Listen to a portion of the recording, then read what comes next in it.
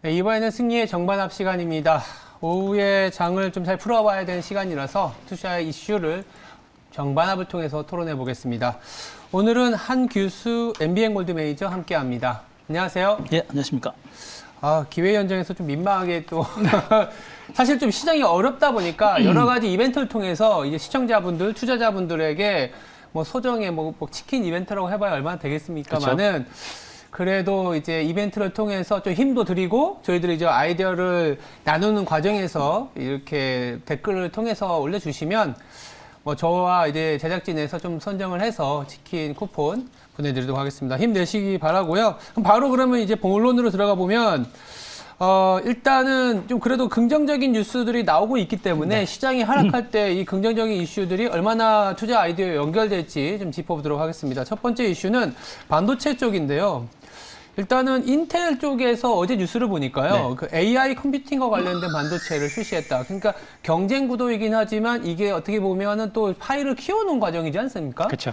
그리고 반도체가 워낙 많이 빠졌고요. 네. 그래서 국내 반도체주가 이제 훈풍이 다시 오는 건지 아니면 조금은 또 이제 글로벌 긴축이나 수요가 부진해서는 헤어나지 못할지 이건 저희들이 한번 챙겨보도록 하겠습니다. 훈풍이 온다. 그러면 정을 들으시면 되고 아직 멀었다. 반입니다. 네. 자, 하나, 둘, 셋. 네, 정. 그렇죠. 이렇게 파란 날은 조금 좋은 얘기를 할 필요가 있을 것 같고 그쵸. 또 좋은 얘기인 것 같습니다. 매니저님 보시기엔 또 이거 어떻게 판단하고 계신가요? 지금 뭐 제가 증시를 보면서 이제 우리 시청자 여러분께 뭐 이제 무료 방송이라든가 이런 데서 이제 계속 꾸준히 말씀드리고 있는 게 뭐냐면 네네. 지금 한국 증시에는 저평가되고 좋은 종목이 너무 많아요. 인간적으로 이건 해도 해도 너무하다라고 할 정도로 한국 증시에는 좋은 종목이 너무 많고 저평가된 종목이 굉장히 많습니다.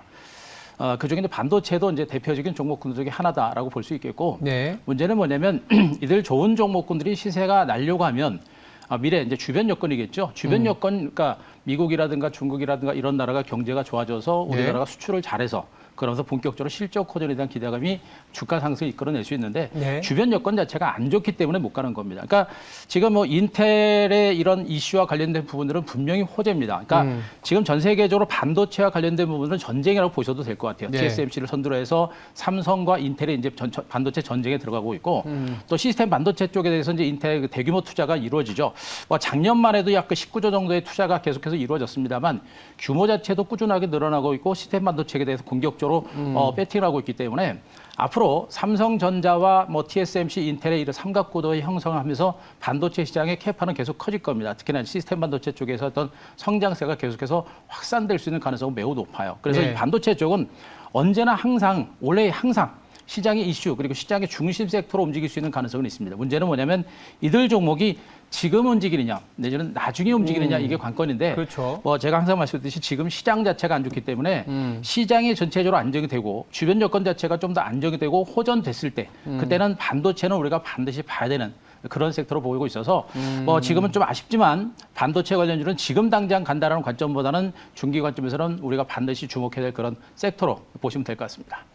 기본적으로 지금은 시장 자체가 우리 시장은 오늘 코스피 기준으로도 사실 0.7% 지금 움직이고 있는데 코스닥은 또 2%의 급락이 나오고 있지만 미국 증시 대비해서는 또 선방하는 것도 사실이지 않습니까? 그 중심에 보면 이런 반도체 초대형주들이 어느 정도 먼저 좀 주가가 이제 좀 급락을 보였었던. 그렇죠. 그러니까 하루 이틀을 해서 빠진 게 아니라 거의 1년 반 이상의 하락세를 보였기 때문에 저평가 부분에서 저도 사실은 긍정적인 포인트를 찾고 있어요.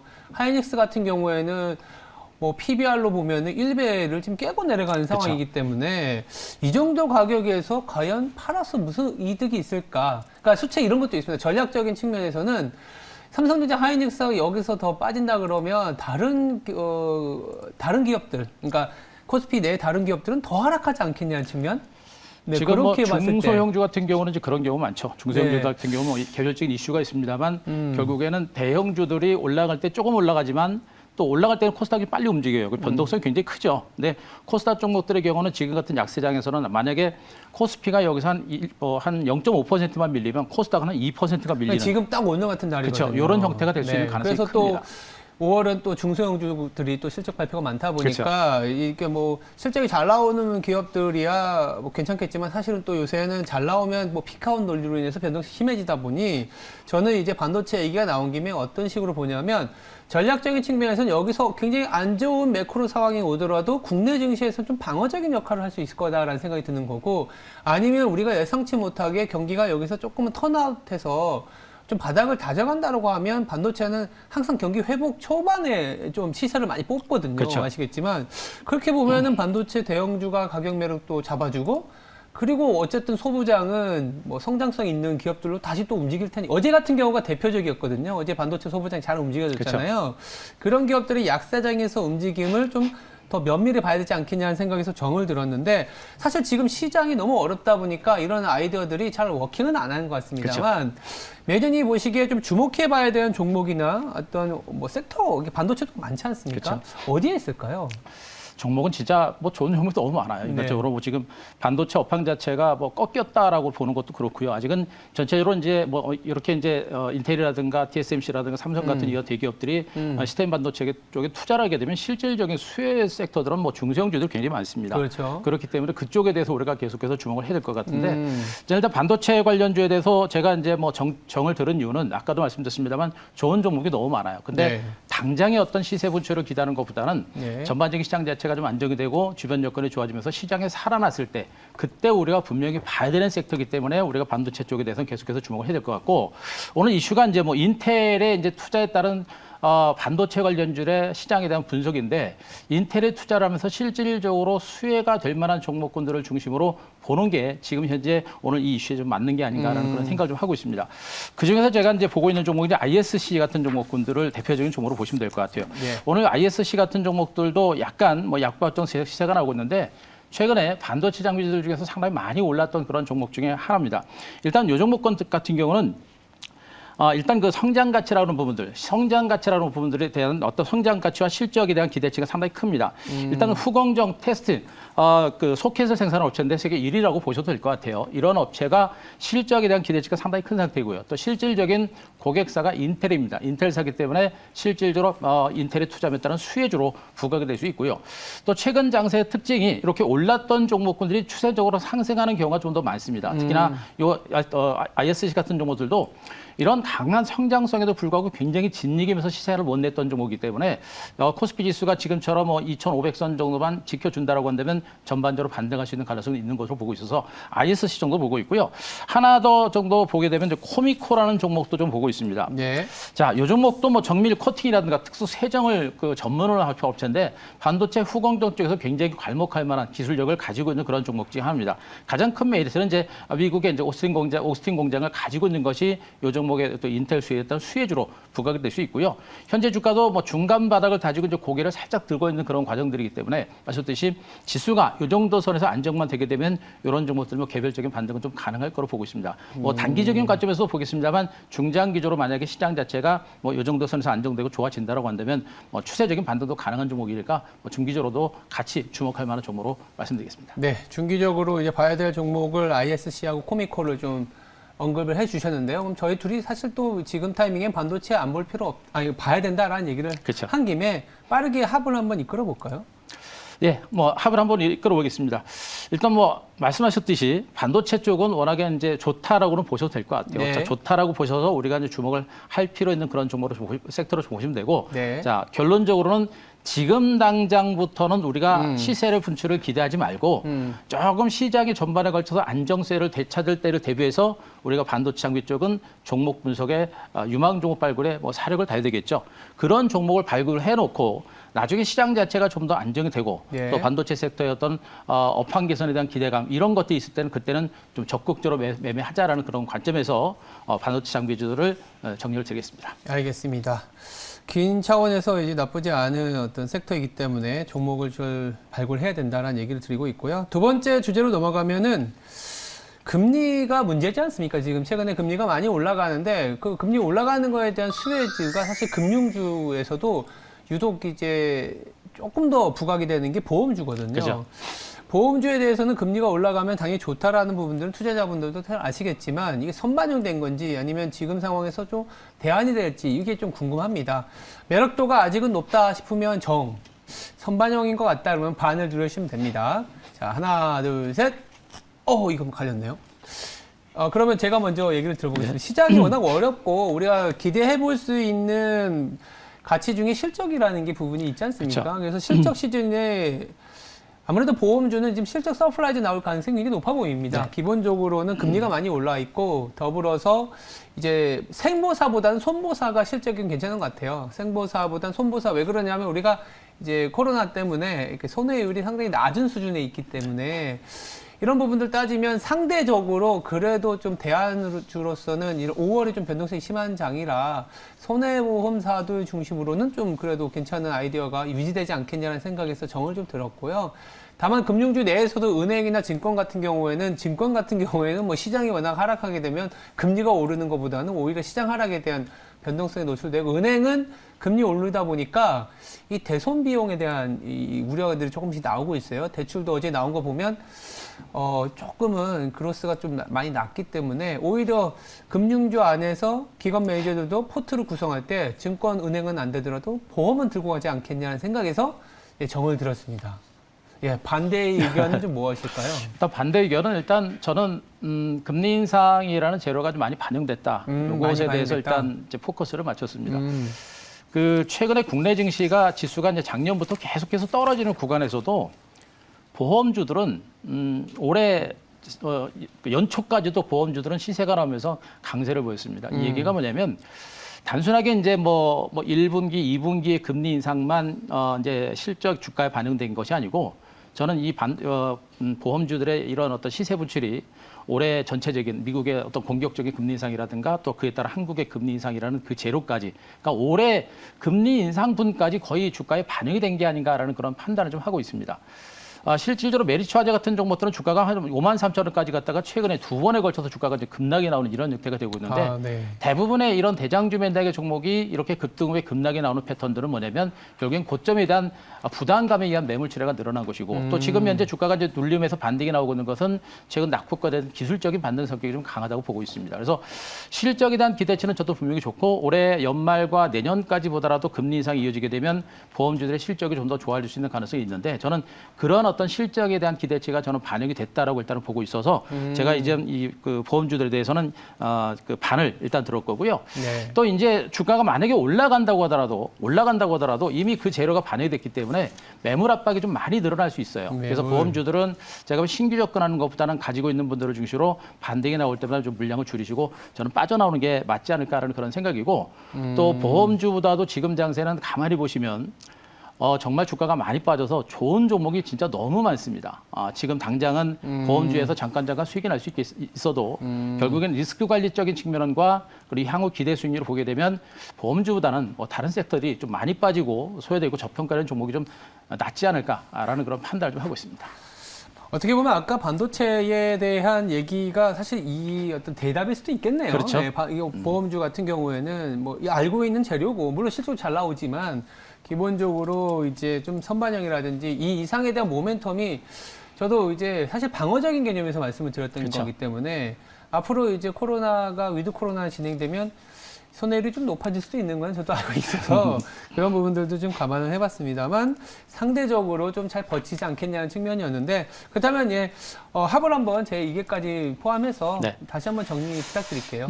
일단 뭐 합을 일단 내린다라고 한다면 일단 회사는 좋아요. 네. 보험주들은 뭐 그렇죠. 펀더멘탈 자체는 좋고 실적도 너무나 좋고 특히나 이제 지금같이 경제 여건 자체가 불안한 상태에서는 상대로 안전한 그런 섹터이기 때문에 네. 우리가 보험주들은 좋은 종목이라는 부분에 대해서는 뭐 이견은 없다고 보시면 될 것 같습니다. 다만 네. 문제는 뭐냐면 일단 기존에 이제 금리 인상과 실적 호전이나 재료가 얼마나 선 반영이 됐느냐 이런 것들을 봐야 되는데 저는 이제 많이 반영됐다는 그런 관점이고 또 최근에 많이 빠졌다가 실적 호전을 바탕으로 올라갈 수 있는데 저는 이 재료가 반영이 돼서 추세적인 상승 좀 힘들다 이런 관점이기 때문에 제 입장에서는 이제 매수보다는 가지고 있는 분을 중심으로 올라갈 때 좀 물량을 줄이시는 그런 관점이 필요하겠고 그런 관점에서 봤을 때는 이제 이런 종목에 대한 관심을 갖는 것보다는 말씀드렸듯이 아까 말씀드렸던 반도체라든가 네. 많이 빠졌던 종목들 중에서 좋은 종목으로 관심을 조금씩 옮겨가는 그런 전략으로 말씀드리겠습니다. 네, 알겠습니다.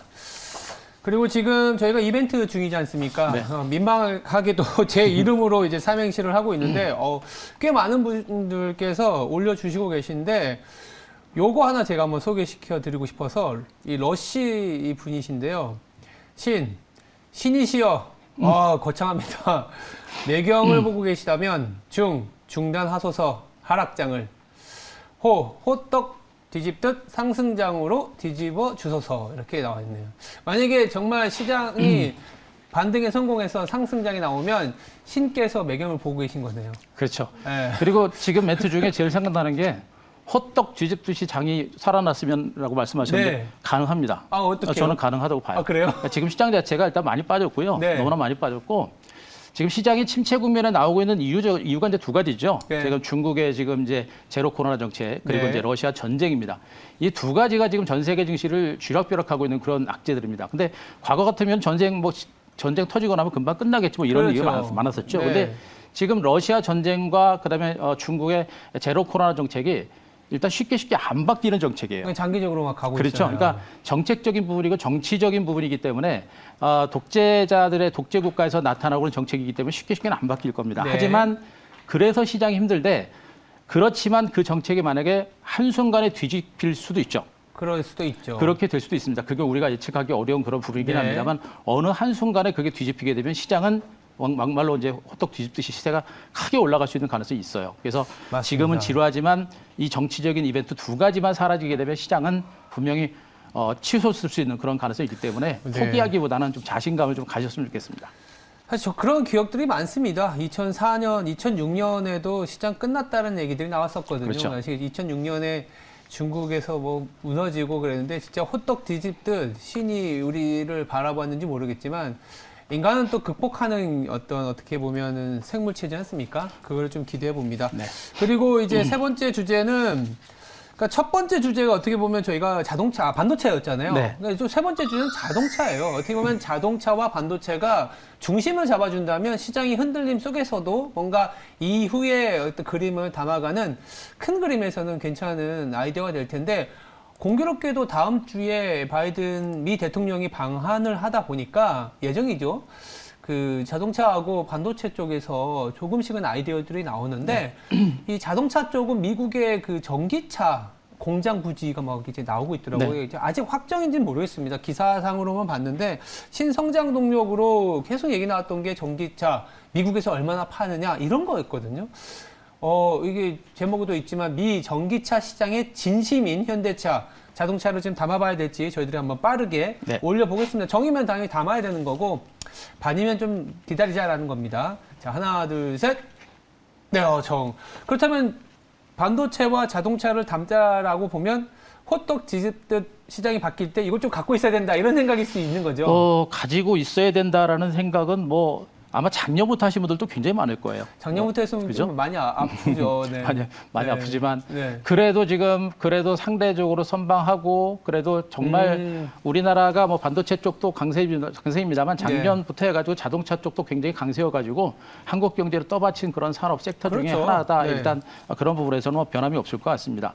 가장 부분은 이제 자동차주들이 뭐 이제 전기차 시장을 진출하고 있습니다만 기존의 내연기관 자동차를 중심으로 해서 실적이 워낙에 좋아요. 자동차 판매가 잘 나가기 때문에 현대 기아의 실적이 워낙에 좋기 때문에 실적 대비 너무나 저평가된 부분에 대해서 우리가 충분히 볼만한 섹터로 보시면 될 것 같고, 네. 자 중요한 거는 이제 그동안 우리나라 이제 자동차 기업들이 이제 내연기관 자동차의 판매가 좀 많이 나왔다면 이제 전기차 쪽에 대한 판매가 이제 본격화되고 있는 그런 상태입니다. 그래서 해외 쪽에서는 전기차 판매가 본격화되고 있습니다만 우리나라가 조금 늦은 편인데 이제 거기에 맞춰서 본격적인 전기차 판매가 본격화되고 있어서 실적 개선뿐만 아니라 성장 가치라고 하는 부분까지 이제 같이 부각이 될 수 있는 가능성이 분명히 있는 부분이에요. 그래서 자동차주들에 대한 관심은 우리가 지속적으로 관심을 가질 필요는 여전히 있는 상태입니다. 예. 그럼에도 불구하고 자동차 관련주가 지루하고 답답한 그런 느낌들을 많이 받으셨을 예. 겁니다. 그 이유는 아까도 말씀드렸습니다. 전반적인 주변 여건, 증시 전체적인 흐름 자체가 안 좋기 때문이에요. 그러니까 지금 시장은 나무보다는 숲이 제일 우선되는 시장이고요. 네. 숲이 안정되고 숲이 조금씩 좋아지고 새싹을 틔울 때쯤 되면 종목군들은 그때부터 본격적으로 터지기 시작할 겁니다. 네. 그러니까 숲이 좋아지기 시작하게 되면 그 자동차가 시장 전면에서 시장을 이끌어갈 수 있는 가능성이 높겠죠. 그런 관점에서 정을 들었다고 보시면 되겠습니다. 저도 비슷합니다. 시장이 안정을 찾을 때 전차라고 하죠. 전차 맞나요? 예. 반도체하고 자동차니까 전차는 아니겠네요. 전자 반도체.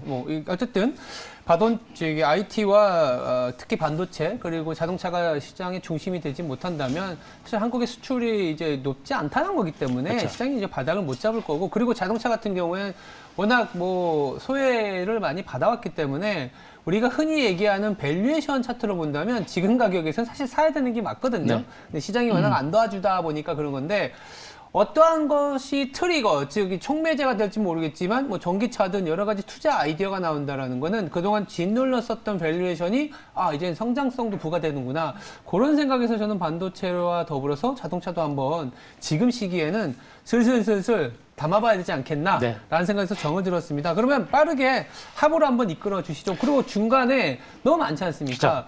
뭐 자동차 대표주 내지는 부품주도 한번 넌지시 언급해 주시면 괜찮을 것 알겠습니다. 같습니다. 일단 네. 자동차 쪽은 일단 지금 같은 시장에서도 많이 이제 선방을 하고 있는 섹터이기 때문에 네. 우리가 계속 주목을 할 필요는 있다, 이렇게 보시면 되고요. 자, 중요한 게 이제 이 현대 기아 자동차에 대해서 이제 이거 영국의 뭐 자동차 전문지 오토카라고 하죠. 이토카에서 이제 2022년 최고의 자동차 업체로 현대 기아 자동차를 선정을 했습니다. 해외 시장에서도 계속해서 괄목할 만한 성장세가 계속 유지가 되고 있기 때문에 앞서 말씀드린 시장 자체가 조금씩 좋아지게 되면 자동차주 섹터는 앞으로도 시장 전면에서 시세가 날 수 있는 가능성이 높아요. 지수가 얼마만큼 조정이 더 이어지고 조정 반락이 얼마나 더 일지 모르겠습니다만, 적어도 이제 자동차 관련주들은 주가가 바닥을 쳤지 않을까라는 그런 판단이어서 단기간점보다 중기적으로 우리가 조금씩 관심을 가질 만한 그런 종목 보시면 되고, 네. 여러 가지 자동차 섹터, 자동차 부품 섹터도 있습니다만, 저는 대표적으로 자동차 관련주 중에 기아를 좀 관심 종목으로 좀 네. 말씀드리겠습니다. 오늘도 뭐 300원 정도 약보합선 시세가 나오고 있는데요. 최근에 이제 주가가 한 7만 원 선부터 계속해서 많이 올랐습니다. 그만큼 이 기아 자동차는 내년 실적, 올해 실적까지 예상을 하더라도 퍼가 한 6배 미만밖에 안 되는 그런 굉장히 저평가의 종목이고요. 앞으로 이제 본격적인 이제 전기차 판매가 본격화되면서 실적 개선에 대한 기대감이 커질 수 있습니다. 실적과 성장 가치라는 두 가지 섹터가 부각이 되고 있기 때문에 이런 종목에 대해서 실적이 좋아지는 자동차 관련주에 대해서는 우리가 계속 주목할 필요가 있겠다, 이렇게 말씀드리겠습니다. 알겠습니다. 오늘 세 개의 주제였는데 그래도 큰 형님인 자동차와 반도체에 대해서 그래도 좀 긍정적인 얘기를 한 것 같아서 나쁘지 않은 시간이었던 것 같습니다. 이렇게 정반합을 좀 다뤄봤고요. 시장을 이기는 필승 종목을 좀 들어볼 시간입니다. 제가 오늘 종목은 우리가 분석은 반도체도 있고 전기차도 많이 했는데요. 네. 일단 종목은 좀 섹터별로 해가지고 일단 업종보다는 이슈 관점으로 제가 종목을 하나 좀 가지고 왔습니다. 종목이 오늘 가지고 온 종목 도화 엔지니어링이라는 종목입니다. 네. 자, 002150이죠. 자, 이 도화 엔지니어링이라는 종목을 일단 가지고 왔는데요. 주가가 오늘 6%, 어제 그저께 주가가 상한가까지 친 종목이에요. 제가 애지간하면 이렇게 이제 변동성이 크거나 주가가 단기간에 급등한 종목들은 별로 선호하지는 않는데, 네. 일단 도화 엔지니어링을 제가 이제 주목한 부분은 뭐냐면, 가장 중요한 것이 이제 우크라이나 전쟁이 끝날 때를 좀 대비를 하자라는 그런 생각으로 여러분께 말씀드렸고요. 실질적으로 그저께 주가가 상한가 쳤던 것은 일단 우크라이나 전쟁 종전이 이루어질 때 그에 따른 수혜주로 기대감으로 인해서 주가가 올라간 종목입니다. 그러니까 우크라이나에 진출한 대표적인 엔지니어링 업체라고 보시면 됩니다. 일단 종합 건설과 관련된 엔지니어링인데 토목과 건설, 발전 사업 모든 사업 부분들을 아우르고 있기 때문에 만약에 종전이 진행되고 또 우크라이나에서의 재건 사업이 본격화되게 되면 그에 따른 수혜주로 부각될 수 있고요. 얼마 전에도 나왔습니다만 우크라이나 재건 비용이 약 74조 정도, 굉장히 큰 규모로 그렇죠. 시장 규모가 나오고 있습니다. 근데 거기다가 지금 전쟁이 장기화되고 있기 때문에 그 규모가 더 커질 수 있기 때문에 종전이 이루어졌을 때 재건 사업과 관련된 종목군들에 대한 관심을 좀 가질 필요가 있다는 그런 관점에서 도화 엔진을 말씀드렸고요. 같은 종목이 데모 같은 종목이 대표적인 대장주였고, 그리고 현대 엔지니어링 같은 종목군들이 같은 종목이기 때문에 이런 섹터로 우리가 계속해서 주목을 하실 필요는 있을 것 같습니다. 문제는 뭐냐면 종전까지 시간이 걸릴 수 있고 언제 종전이 되느냐를 우리가 알 수가 없습니다. 하지만 전쟁은 끝날 수 있겠죠. 예. 그리고 전쟁이 끝나게 되면 시세는 상당히 크게 날 수 있다는 그런 관점에서 도화 엔지니어링에 대해서 오늘부터 조금씩 주가가 밀릴 때마다 한꺼번에 20% 30% 들어가는 게 아니고 1%, 2%, 3%씩 조금씩 주가가 떨어질 때마다 물량을 잡아 들어가는 그런 관점으로 일단 보시는 게 좋을 것 같고요. 예. 자, 일단 시세가 터지게 되면 시세는 좀 강할 거로 보고 있는데 제가 1차적인 목표가를 14,000원 정도까지 말씀을 드리겠습니다. 시장 자체가 안 좋음에도 불구하고 네. 시세가 움직일 때는 클 수 있기 때문에 목표가 14,000원 제시를 두고 손절가는 1,500원 제시를 드리겠습니다. 네, 알겠습니다. 오늘 또 무료 방송 있으신가요? 자, 오늘은 3시 50분, 네. 3시 10분, 4시 정도 이제 무료 방송 진행이 될 건데요. 지금 오늘 도화 엔지니어링을 비롯해서 우크라이나 종전에 대비한 섹터에 대해서 우리가 좀 관심 말씀드릴 거고요. 최근에 강세를 보였었던 뭐 조선주라든가 또 그다음에 해운주들 이들 네. 섹터 굉장히 중요하죠. 이런 종목에 대한 섹터에 대한 분석도 드릴 겁니다. 그리고 가장 중요한 것은 전체적인 시장의 흐름에 대해서 말씀드릴 테니까 지금 시장이 어렵지만 우리 시청자님께 다시 한번 말씀드립니다. 절대 포기할 구간은 아니고요. 시간이 걸리더라도 올해 증시는 5월, 6월 증시가 굉장히 중요한 변곡점이 될 수 있어서 이 구간 지루하지만 준비 차분하게 하시기 바라고 우리 방송 많이 보시기 바랍니다. 알겠습니다. 지금까지 승리의 정반합이었습니다. 감사합니다.